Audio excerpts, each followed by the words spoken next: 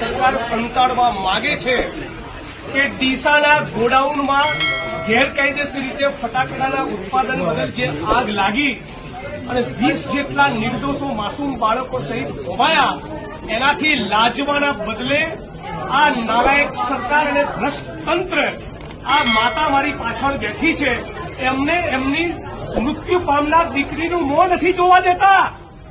એની લાશ એમની મરજીની વિરુદ્ધ મધ્યપ્રદેશ જવા રવાના કરી દીધી. આપણા ગુજરાતમાં શું ધંધા ચાલી રહ્યા છે?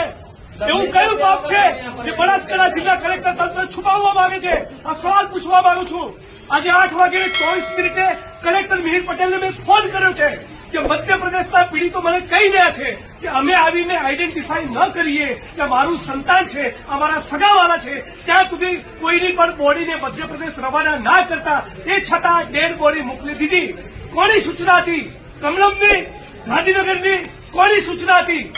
એવા શું ધંધા તમે કર્યા છે? એવા શું પાપ કર્યા છે કે તમારે આ બધું છુપાવવું પડ્યું છે?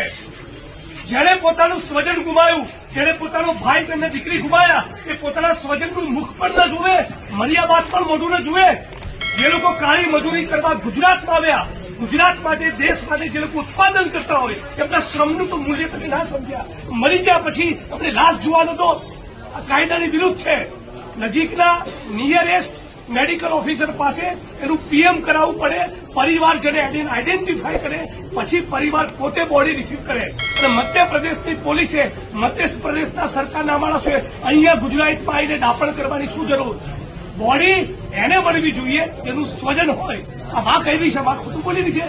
પૂછો તમે એમને.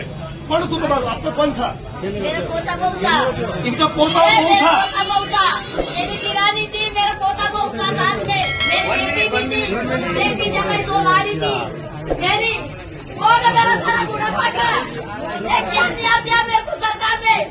3 तारीख ले गए तो मेरी बॉडी के मेरे सुपरत तो करते क्या मर नहीं गई, इसकी माँ जिंदी थी अभी फिलहाल में जिंदी वो और वो मेरी बॉडी साथ में ले जाता आप लोग.